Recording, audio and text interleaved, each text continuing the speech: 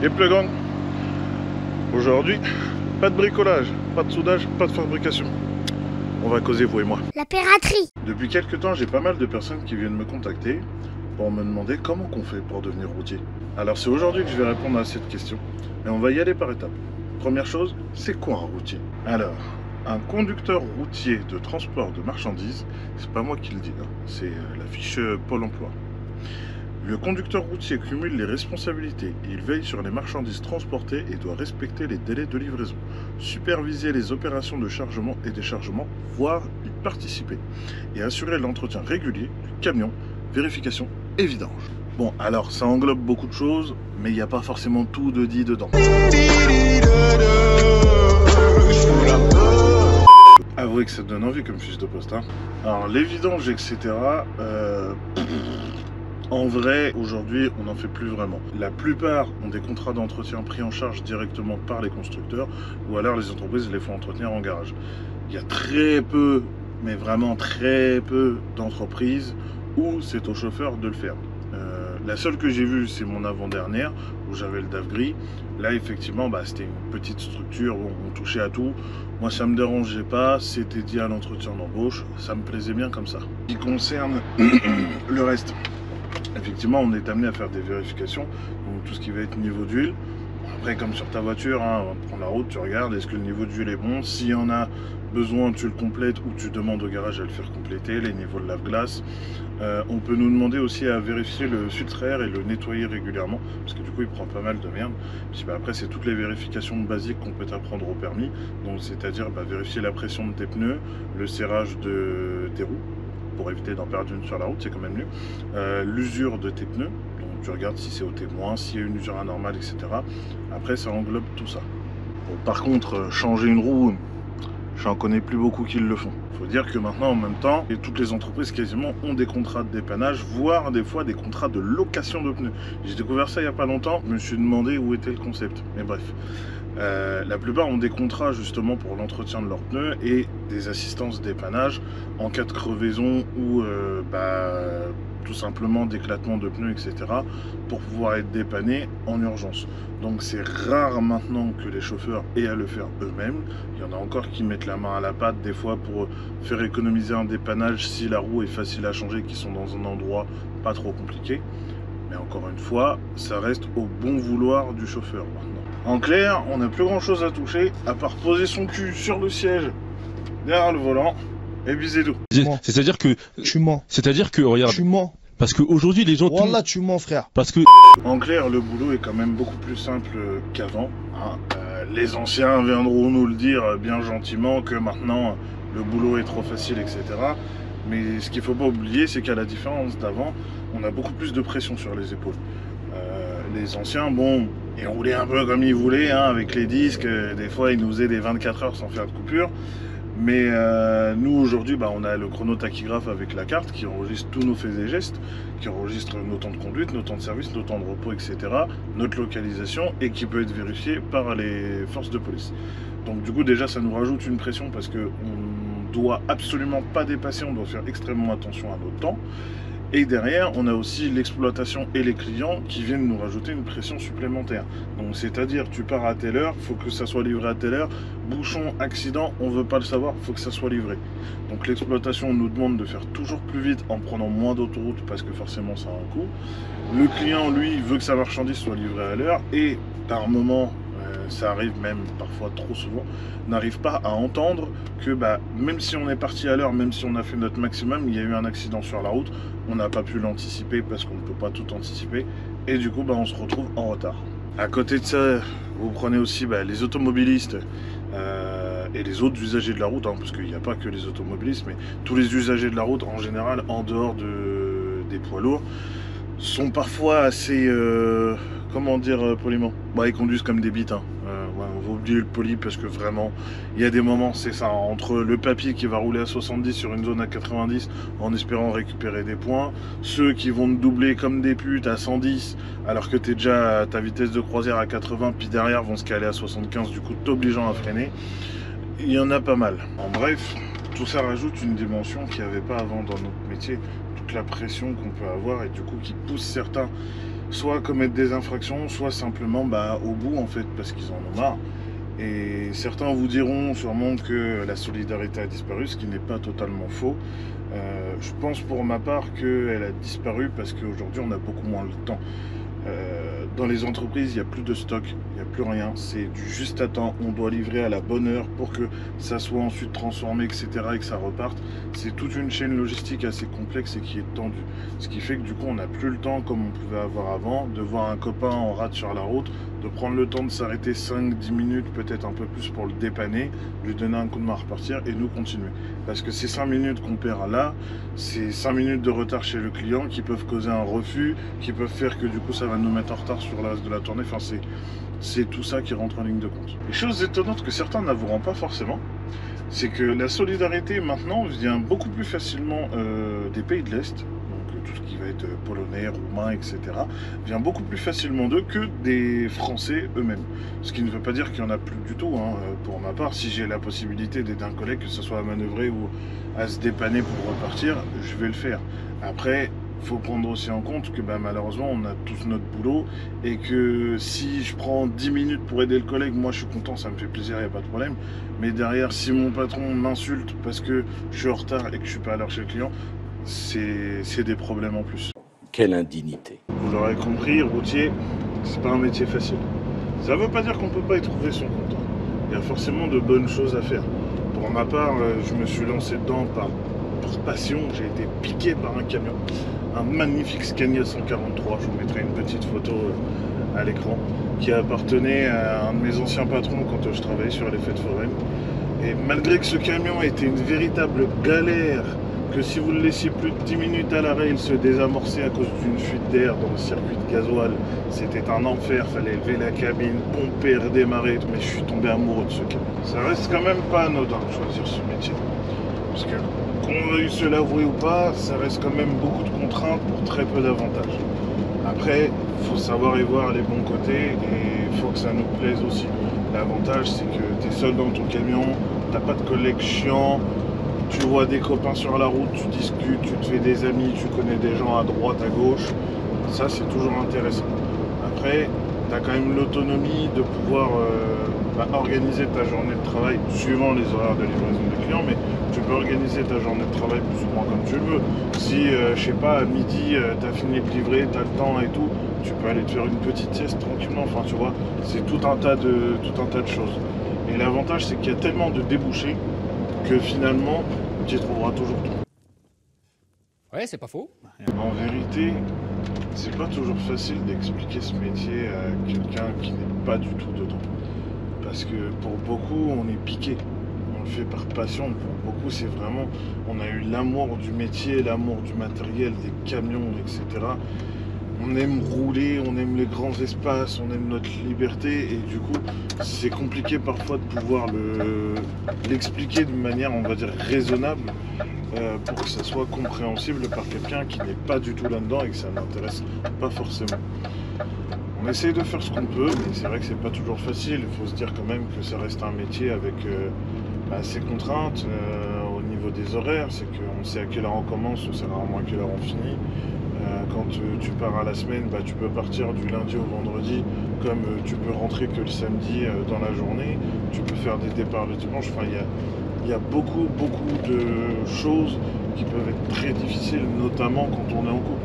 J'en connais beaucoup qui malheureusement ont divorcé ou se sont séparés à cause de leur métier parce que ça devenait trop lourd à supporter pour leur compagne ou leur compagnon.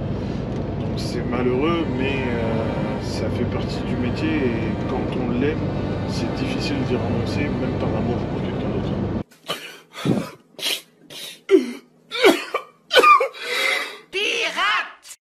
En vrai, mis à part tout ça, il y a aussi beaucoup d'autres choses à prendre en compte. Malheureusement, c'est que beaucoup vont vous vendre du rêve en vous disant « Ouais, tu vas gagner 3 000 € par mois, tu es juste le cul sur ton siège, derrière ton volant et tout. » C'est faux. C'est absolument faux. Il n'y a que très peu de transports où on ne fait aucune manutention. Notamment en conteneur, où effectivement, oui, il n'y a pas de manutention, c'est le client qui charge et qui décharge. En frigo, un petit peu aussi, il y en a un peu moins. Mais après, pour le reste des autres types de transport, il y a un minimum de manutention. On ne passe pas notre journée avec le cul vissé derrière notre siège. Le métier, hein, c'est une passion. Et c'est une phrase, je pense, qui résume bien la chose, parce que ça demande quand même un investissement quand même assez énorme, que ce soit au niveau du temps du moins. Après, au niveau argent, pas forcément, ça dépend dans quelle ambiance vous êtes. Si vous êtes comme moi et qui va vouloir équiper un camion, bah si, il y a un investissement pécunier à faire à un moment donné. Mais dans tous les cas, ça reste quand même un investissement de temps, un investissement personnel. On est pris dedans et voilà, ça reste compliqué par moment à gérer avec les contraintes horaires, de commencer à un moment donné le lundi à 5h, on vous arrête le lundi à 20h, puis on vous dit bah, vous reprenez mercredi à 1h du matin. Ça reste parfois assez compliqué à gérer, que ce soit niveau sommeil, etc. C'est pas impossible. Mais il faut savoir, si vous voulez vous lancer dedans, dans quoi vous vous embarquez réellement. Parce que c'est pas quand on vous demandera de vider 33 palettes avec un transpal manuel qu'il faudra venir pleurer et dire « Oh, mais j'étais pas au courant, moi je pensais que j'allais juste conduire !» Bah ouais, parce que routier c'est aussi ça, hein. Tu peux être amené à débâcher sous la pluie, sangler sous la pluie, décharger un complet de 33 palettes avec un petit transpal manuel de merde qui lève à peine, ou alors avoir le confort de décharger avec un transpal électrique, ou alors mieux qu'on te décharge, ça c'est le pied. Tu peux te retrouver, je sais pas, bêtement, en conteneur. Tu vas chez un client, tu te dis bon, c'est un petit conteneur, c'est un petit 20 pieds, allez, 2 heures maximum, c'est plié. 4 heures après, tu es toujours là parce qu'en fait, c'était un vrac qui a plusieurs références et qu'il leur faut du temps. C'est tout ça. Franchement, c'est pas toujours facile. Il y a des moments où tu as envie d'insulter la terre entière. Le client, tu as envie de lui mettre une grande claque dans sa gueule. Mais tu gardes le sourire et tu te dis ah, ok, bonne journée. Et tu t'en vas et tu reprends la route. Et puis bah tu te retrouves sur la route au volant de ton camion. Et puis bah t'es content quand même un peu. Tu vois un coucher ou un lever de soleil. Tu passes dans un paysage magnifique avec des montagnes, des rivières. Et tu te dis putain ouais, en vrai j'ai de la chance. Bon, je pense qu'on a fait un peu le tour de ce que c'était un routier. Maintenant on va s'attaquer au cœur du sujet. Comment on fait pour devenir routier? Alors pour devenir routier, pléthore de solutions s'offrent. Non, moi je crois qu'il faut que vous arrêtiez d'essayer de dire des trucs. Pour la première, il est possible dès la troisième de s'orienter vers un lycée professionnel qui propose de vous faire passer un bac, un bac transport et logistique je crois.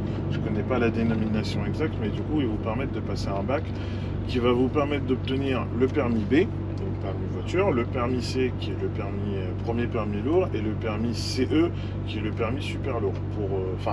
C'est l'équivalent de l'ancien super lourd, mais en gros c'est pour tout ce qui est camion semi-remorque.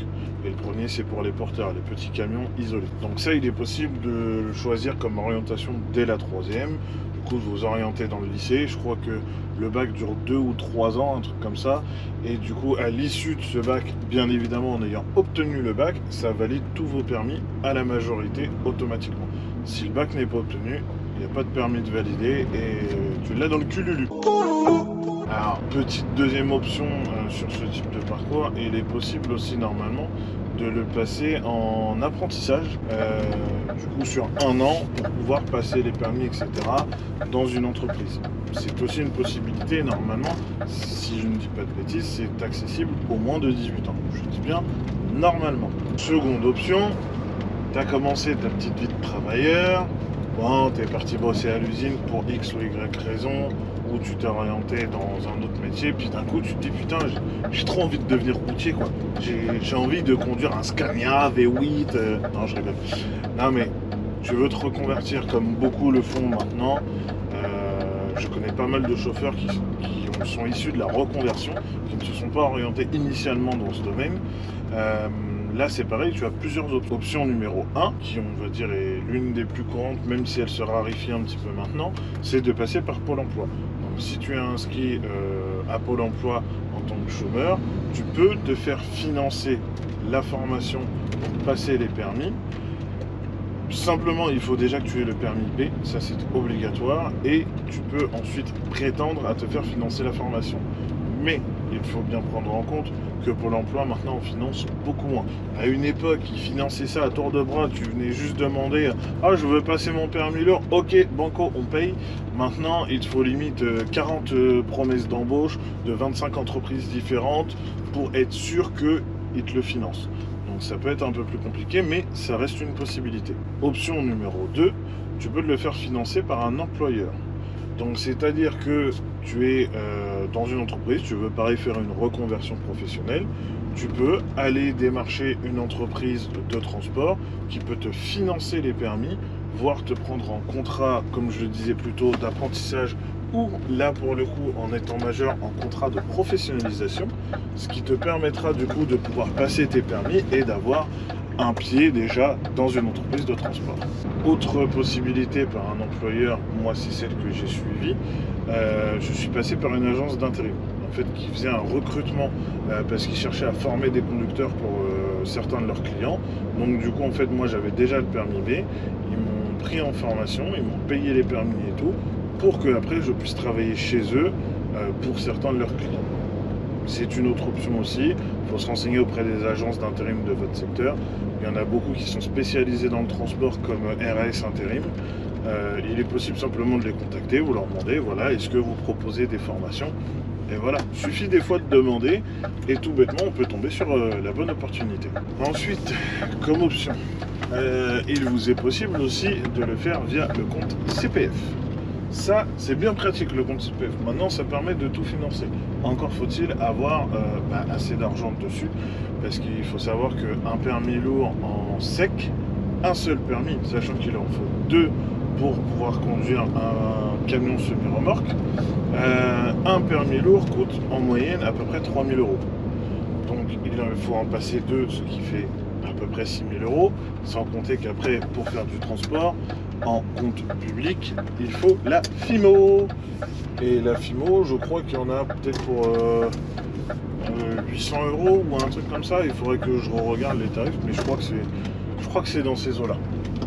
Donc il est possible, oui, de le passer par le CPF, sauf que faut avoir quand même quasiment 10 000 € sur son CPF, ce qui n'est pas le cas de tout le monde. Maintenant que je vous ai dit les tarifs des permis, vous doutez qu'il est aussi possible de vous les payer vous-même. Si vous avez mis un peu d'argent de côté en travaillant, etc., il vous est tout à fait possible de vous rendre dans un centre de formation ou dans une auto-école qui propose les permis lourds, de payer vos permis, de tout passer, c'est-à-dire permis C, CE, FIMO, de les obtenir et ensuite d'aller travailler dans une entreprise de transport. Bon, dites-vous quand même qu'il faut prévoir un bon billet de 10 000 pour être tranquille. Donc c'est pas forcément à la portée de toutes les bourses. J'en connais certains qui ont commencé par là, qui ont passé par exemple un permis C, ensuite une FIMO pour pouvoir commencer à travailler dans le transport, et une fois qu'ils avaient un pied dans le transport, ont réussi par le biais de leur entreprise à se faire financer le CE pour pouvoir évoluer. Alors, il reste une dernière option pour obtenir les permis, et c'est à prendre avec de gros guillemets, puisque je ne sais pas exactement si elle est encore proposée dans toutes les régions, donc c'est pas du fiable, il faut se renseigner. Il existe, en théorie, parce qu'il en existe pour plein d'autres corps de métier, et il me semble que j'en avais déjà vu pour le transport, des formations, ce qu'on appelle des formations région. Donc ce sont des formations professionnelles financées par la région, enfin par votre région, peu importe là où vous êtes, qui sont financées par la région pour vous permettre de vous former, ensuite d'acquérir un métier et du coup, entre guillemets, par le biais de vos impôts que vous allez reverser une fois que vous travaillerez, du coup de rembourser cette formation. Donc ça, il faut vous renseigner auprès des différents centres de formation qui sont dans votre secteur, donc tout ce qui va être Aftral, Promotrans, City Pro, les choses comme ça. Vous vous renseignez, vous leur demandez ce qu'ils proposent des formations région, ou alors vous rentrez sur les sites internet de vos régions qui peuvent éventuellement mentionner les formations qu'elles proposent de financer. Ça reste la dernière option pour avoir les permis. Là, si vous avez épuisé tout ça, je ne sais pas quoi vous dire. Bon, passons à la suite. Une fois vos permis en poche, si un employeur n'a pas déjà prévu de vous embaucher, exemple dans le cadre d'un contrat de professionnalisation, d'apprentissage ou simplement dans le cadre d'un financement sur promesse d'embauche, moi ce que je vous conseille, c'est l'intérim. Alors, soit l'intérim, soit de trouver une grosse boîte qui touche à tout.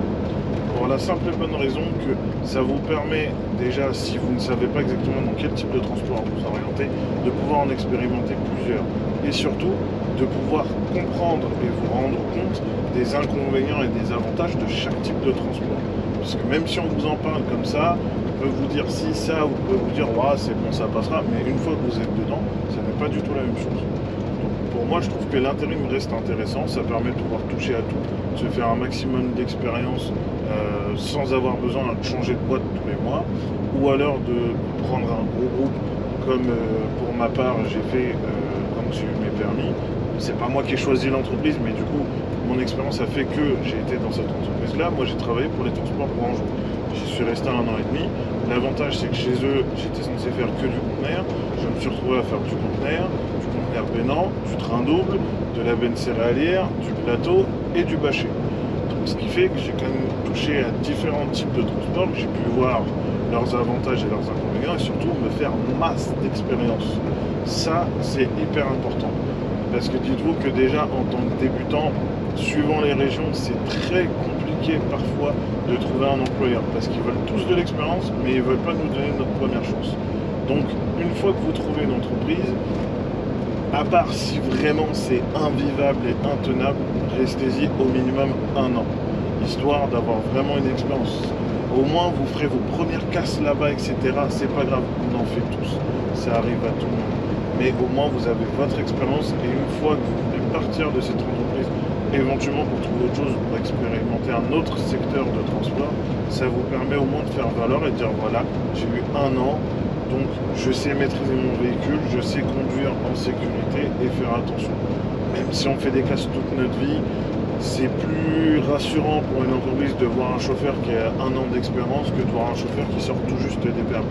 Au niveau de la recherche d'emploi pour une première entreprise, ce qu'il faut regarder, c'est pas forcément se fier au retour de tous les autres chauffeurs. Les autres chauffeurs c'est bien, mais des fois il y en a qui crachent sur des entreprises alors qu'en fait il n'y a rien de mal, c'est juste que eux ça ne leur convenait pas. Chacun voit les choses différemment. Les seules entreprises où véritablement il faut se méfier, c'est les entreprises où il y a un énorme turnover. C'est-à-dire des entreprises qui vont remettre tous les 15 jours ou toutes les semaines, limite une annonce parce qu'ils ont un chauffeur qui part. S'il y a beaucoup de mouvements comme ça, en général, c'est que l'entreprise est à fumer.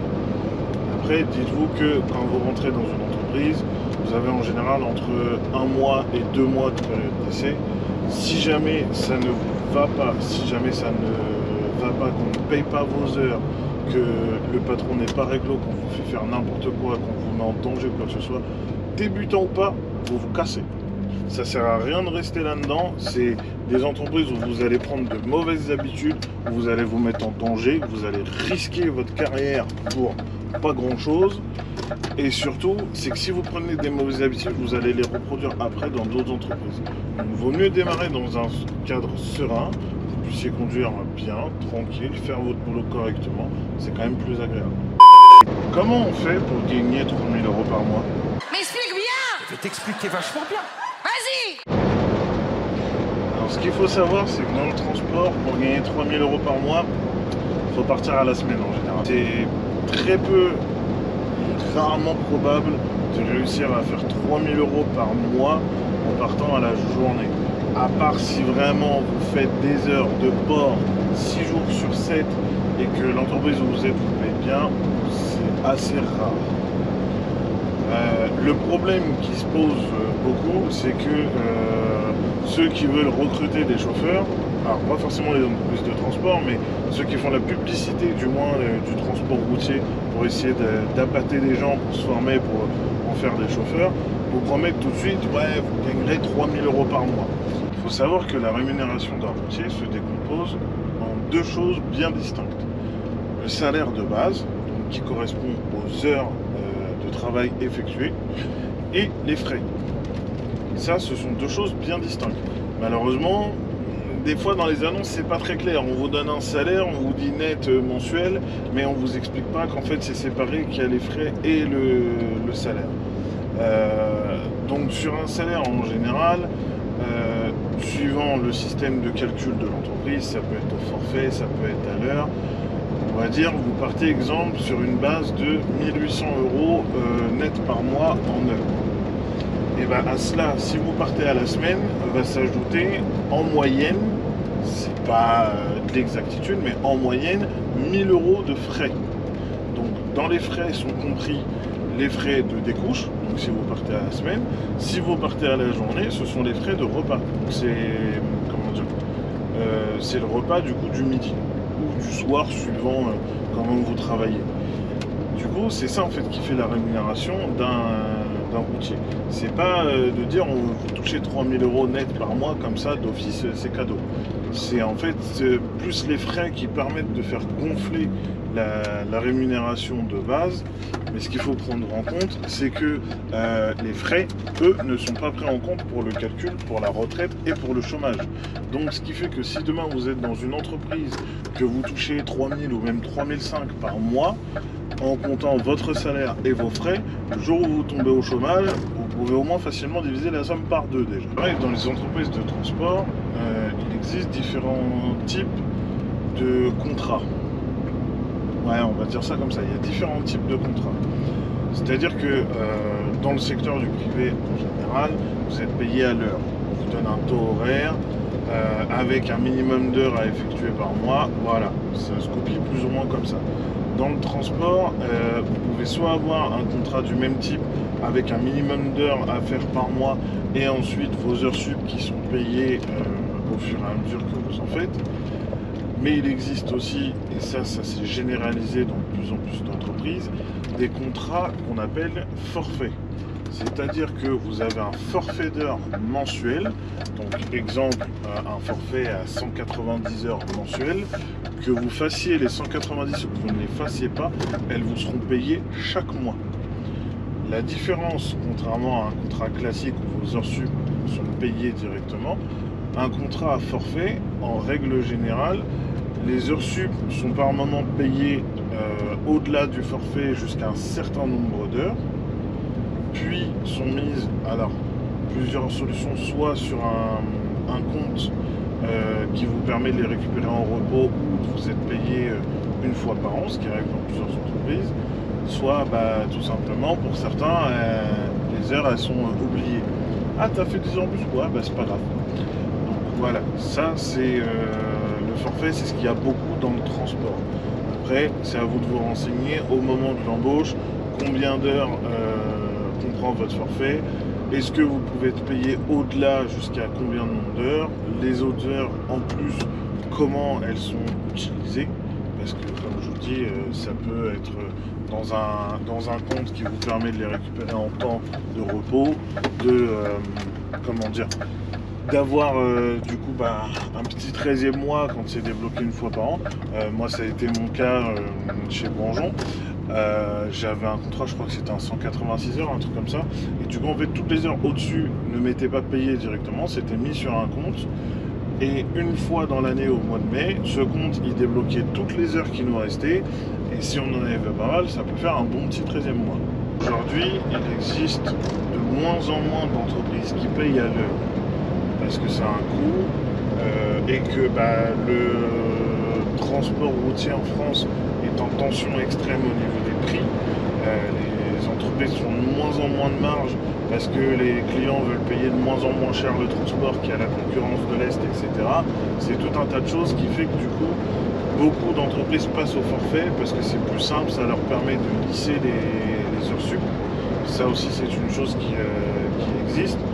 Il y a certaines entreprises qui vont les lisser, exemple, sur 3 mois. Donc c'est-à-dire que si un mois, avec un forfait 190 heures, vous en faites 200, et que le mois d'après, vous en faites que 185, déjà, on va vous prendre 5 heures du mois d'avant pour vous les remettre sur le mois d'après. Ce qui permet en fait d'équilibrer. L'avantage du forfait, c'est qu'au moins la rémunération de base est constante. Même s'il y a une baisse de boulot parce que on est dans une période creuse de l'année ou quoi que ce soit, vous savez que vous toucherez le même salaire. Vous n'allez pas avoir un salaire diminué parce que vous avez moins travaillé. Donc ça peut être un avantage, mais ça peut être un inconvénient dans le sens si on veut vraiment pouvoir se faire un billet, pas compter nos heures pour mettre de côté pour un projet ou quoi que ce soit, juste qu'on a envie de se faire un gros billet, et du coup avec un contrat au forfait c'est pas possible, puisque du coup les heures en plus ne sont pas forcément directement payées, ou du moins pas en totalité. Donc pour ça, il vaut mieux choisir une entreprise qui paye à l'heure. Encore faut-il la trouver. Parlons un peu de ce qui compose l'autre partie de la rémunération d'un chauffeur, les frais. Donc les frais sont établis selon une grille établie par la convention collective du transport. Donc si je dis pas de bêtises, normalement maintenant c'est à peu près 66 € pour une découche et je crois que c'est une quinzaine d'euros à peu près pour un repas. Il me semble, j'ai plus les chiffres exacts en tête, mais je crois que c'est dans ces eaux-là. Donc un repas, vous allez le toucher si vous travaillez du matin alors en journée jusqu'à 2h15 je crois passé. Si vous terminez avant les 2h15, c'est considéré comme un casse-croûte, du coup il vous paye que 7 €. Mais pour avoir le repas, il faut travailler jusqu'à passer 2h15. Et après ça marche aussi pour la nuit, si vous commencez je crois genre vers 18h et que vous finissez votre journée dans la nuit, du coup vous avez le repas de soir qui est payé pareil à une quinzaine d'euros. Ensuite au niveau de la découche, donc la découche comprend en gros tout ça. Ça comprend le repas du midi, le repas du soir, la nuit, plus le petit déjeuner. Donc je crois que ça fait 15, 20 et 7 € et quelques de petit déjeuner. Donc ça compose à peu près la découche à 66 €. La découche, pour y prétendre, il n'y a aucune limite de kilomètres. Il n'y a pas à vous dire qu'il faut que vous soyez à plus de 20 km du dépôt, je ne sais quoi. Il n'y a pas de ça. Si vous n'avez plus d'heure, que vous êtes obligé de vous arrêter, de dormir dans le camion et que vous ne pouvez pas tout simplement rentrer à votre domicile, la découche est obligatoirement payée. Après, il peut y avoir des choses qui diffèrent, dans le sens, si exemple, vous rentrez à votre dépôt, mais que vous avez de la route pour rentrer chez vous et que ça vous ennuie de rentrer, là, l'employeur n'est pas obligé de vous la payer, puisque si vous avez la possibilité de rentrer, que vous êtes à votre dépôt, vous pouvez prendre votre voiture et que c'est vous qui choisissez de ne pas rentrer, vous ne pouvez pas lui demander de vous payer la découche, sinon à ce tarif-là, tu pars à la journée, mais tu dors toute la semaine dans le camion au dépôt pour gratter la découche. Après, certains patrons sont compréhensifs là-dessus et acceptent quand même de la payer.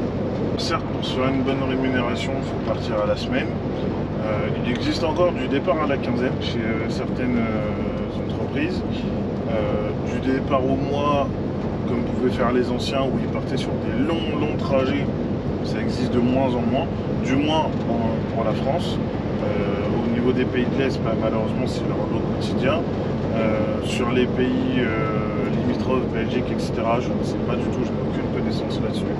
Mais je sais que pour la France, du moins, les départs au mois, c'est vraiment rare. Il n'y a que très peu d'entreprises qui le proposent encore.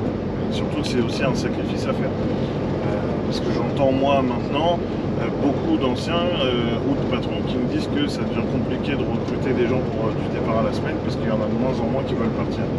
Et en même temps, je vois à côté aussi, j'ai rencontré des anciens qui me disaient qu'ils regrettaient d'être partis à la semaine parce que du coup, ils ont loupé l'enfance de leurs enfants. Ils n'ont pas pu les voir grandir, ils n'étaient pas là à tous les moments, etc. Donc c'est une chose à prendre en compte. Après, chacun y voit son intérêt. Moi je sais que partir à la semaine, je préfère ça parce que ça me permet d'être correctement reposé et surtout de faire de plus longs trajets. Partir à la journée, ça ne m'intéresse pas. Rentrer tous les jours en ayant fait 15 heures d'amplitude et du coup en ayant que 9 heures de repos, le temps de rentrer, de faire la route, de manger, de passer du temps avec la famille, de se coucher, de se relever le lendemain, etc. On finit par dormir 5-6 heures et au final on est plus fatigué qu'autre chose. Donc moi, c'est pas quelque chose qui me convient. Notez que même pour du départ à la journée, il est important d'avoir toujours de quoi découcher. D'avoir au moins des vêtements de rechange, de la nourriture en sec. Je prends exemple des nouilles avec une bouilloire et de l'eau pour pouvoir se les faire chauffer et manger. De prévoir au moins une tenue de rechange et si possible, si c'est un camion attitré qui a la couchette, etc., de prévoir un ensemble pour le couchage. Même si vous voulez partir à la journée. Parce que dites-vous, vous n'êtes pas à l'abri d'aller dans une région, pas forcément neigeuse, hein, même vous montez sur la région parisienne, d'un coup il y a une chute de neige qui s'annonce, paf, ils bloquent tous les camions, vous restez bloqué là alors que vous deviez rentrer le soir, et du coup au moins ça vous permet de pouvoir être à l'aise, de pouvoir au moins manger, vous changer si besoin, parce que malheureusement, même si des fois ils font des distributions de nourriture ou des choses comme ça, c'est pas toujours le cas, il n'y en a pas toujours assez pour tout le monde. Donc il faut toujours prévoir dans son camion, même si c'est juste dans un petit sac à dos qu'on garde avec nous, toujours avoir de quoi découcher. C'est très important. En somme, dans le transport, c'est comme partout. Il y a moyen de se faire des bons salaires, il y a moyen de charbonner et de toucher une bonne paye à la fin du mois. Il faut juste rester vigilant sur ce qu'on fait. Il faut se dire quand même que on est responsable d'un ensemble de 44 tonnes, que si on fait une connerie, même minime, c'est pour notre pomme, hein, quoi qu'il arrive. Hein. Que même si votre patron vous dit « Ah ouais, mais s'il te plaît, dépasse, je te mettrai un billet en plus, etc. » C'est bien. Mais le problème, c'est que si vous arrive quelque chose sur ce temps de dépassement, c'est pas le patron qui va mettre le billet. Là, il vous dira « Non, démerde-toi, moi je t'ai rien demandé, tu devais respecter les heures, t'as pas respecté, c'est ton problème. » Dites-vous toujours que le décisionnaire, le boss final, c'est vous. Donc si le patron vous met la pression pour dépasser vos heures, c'est une chose, ça fait chier, ça peut être difficile à encaisser, on a envie de faire bien pour pas se faire virer, pas perdre notre emploi, etc. Mais c'est vous le boss final.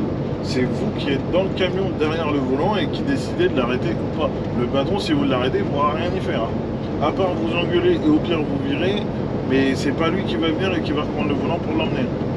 Sauf que le problème, c'est que si il vous arrive un truc parce que vous avez dépassé sur vos heures pour pouvoir aller chez un client ou quoi que ce soit, ou de l'arranger sur un truc, c'est vous qui prendrez. Il y a un accident qui se produit devant vous, une voiture se fout en travers, vous la cartonnez alors que vous respectiez toutes les distances, etc. Mais vous la cartonnez pour X ou Y raison, il y a des morts, c'est vous. Même si vous n'étiez pas en tort, rien, dès qu'il y a un chauffeur, enfin un camion impliqué dans un accident, comme les dégâts sont très importants, voire souvent mortels, c'est vous qu'on va venir chercher. Ah, ils vont fouiller la carte. Hein. S'il y a 27 jours, vous avez fait un dépassement de 2 minutes de temps de conduite, ils vont vous le foutre en pleine gueule. Donc dites-vous toujours que vous êtes les boss finaux. Si vous dites non, c'est non. Ce serait bien d'apporter une conclusion à tout ça, vous ne trouvez pas? J'ai envie de dire, ce qui est bien maintenant, c'est que tu peux découvrir le métier de routier à travers plusieurs émissions. Donc il y a eu notamment les Reines de la Route, même si c'est pas forcément la préférée de tout le monde. Il y a eu les Reines de la Route sur AMC Découverte, je crois qu'il y a eu d'autres émissions aussi qui sont passées, telles que forcément les routiers de l'extrême, que beaucoup d'entre nous ont regardé. Là maintenant ils ont sorti aussi des nouveaux formats, ça permet de découvrir un peu le métier. Ça ne veut pas dire que ça reflète l'ensemble du métier, c'est une partie qu'ils ont choisie, qu'ils ont filmée, etc. Mais ça permet d'en découvrir un petit peu, de comprendre un peu comment ça peut fonctionner avant de s'orienter dedans.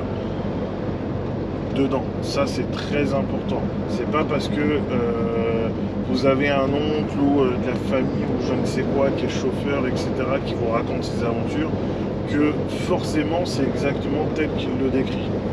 Il y a de très bons moments, le cerveau humain sait très bien faire ça, garder les bons moments et occulter les mauvais. Donc c'est pareil dans le transport. Donc, ce qui fait que avant de vous orienter dedans, renseignez-vous bien. Renseignez-vous sur la branche qui vous plairait. Si vous avez possibilité de faire un stage, faites-le. C'est très important, ça permet de se rendre compte de la réalité des choses. Ce qu'on voit dans les émissions, c'est de la réalité certes, mais c'est pas toute la réalité. Ils mettent que vraiment, on va dire, le plus sensationnel, le plus sympa qui passe mieux à l'écran. Mais ils vont pas montrer des fois que le chauffeur il va arriver chez son client à l'heure, que son client il va le faire poireauter 4 heures. Parce que son client il a mal géré son planning et des choses comme ça. Donc il faut vraiment bien se renseigner pour se rendre compte de comment ça fonctionne et ne pas s'orienter comme ça juste sur un coup de tête. Ah, j'ai envie d'être chauffeur, je vais être chauffeur. Parce que malheureusement, je l'ai beaucoup vu dans le transport, il y en a beaucoup qui se sont orientés dedans parce qu'on leur a fait plein de belles promesses, on leur a vendu du rêve, du coup qui sont allés dedans, au bout d'1 ou 2 ans, ils n'ont pas tenu, ils ont lâché l'affaire. Du coup, ils ont eu des permis de financer pour rien, qui auraient pu aller à d'autres, qui auraient bien voulu faire ce métier-là, qui auraient été à fond dedans. Et surtout, c'est dommage parce que du coup, ça fait rentrer des conducteurs, donc on se dit le transport va aller mieux, et au final, ils repartent. Du coup, il faut rechercher et reformer des conducteurs. Et ça prend quand même du temps, ça devient compliqué aussi d'en reprendre. Désolé, la caméra a fait une petite chute.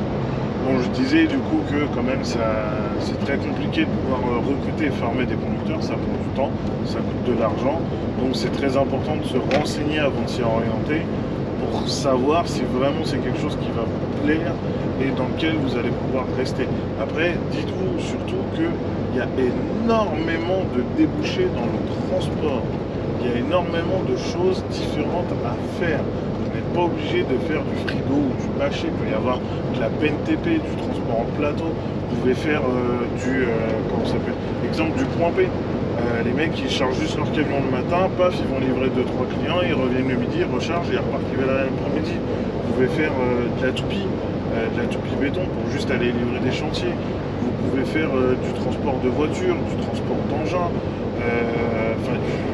Il y a tellement de choses à faire avec des avantages et des inconvénients que il est quasi impossible de ne pas y trouver son compte. Bon, à part si on n'aime vraiment pas la route. Ça, par contre, oui, c'est une chose importante, il faut aimer rouler. Faut pas avoir peur, faut vraiment pas avoir peur d'avaler les kilomètres. Parce que même si vous prenez dans une petite boîte en départ à la journée, voilà quoi, faut aimer la route, ses avantages et ses inconvénients.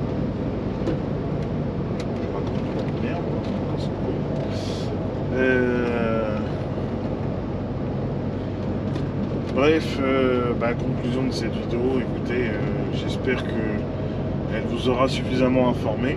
Si vous avez des questions encore en rapport avec le transport ou le métier de conducteur routier, n'hésitez pas à les mettre en commentaire, je serai ravi de vous y répondre. Ou pourquoi pas de refaire une autre vidéo pour vous y répondre de manière plus approfondie. J'ai essayé de faire une synthèse plus ou moins de ce qui me paraissait important à savoir avant de s'orienter dans ce métier. Et de vous le faire partager parce que mine de rien, moi c'est quelque chose qui... C'est même pas qui fait partie de ma vie, c'est ma vie. C'est ma vie, je suis toute la semaine dans le camion, sur la route, à rencontrer des gens, à discuter avec des gens, à faire tout un tas de choses. Donc forcément, ça me paraissait normal de pouvoir essayer de transmettre un peu de ce que j'ai pu voir et entendre à d'autres qui voudraient s'orienter dedans, en essayant de leur prodiguer éventuellement les conseils que je n'aurais pas eu quand pour moi j'ai démarré dans ce métier. Donc j'espère que la vidéo vous aura plu, qu'elle vous aura enrichi, qu'elle vous aura appris des choses. Et puis peut-être que ça aura piqué certains et que maintenant ils ont envie de s'orienter, d'être chauffeur et d'avoir un Scania V8. Hein. Enfin voilà.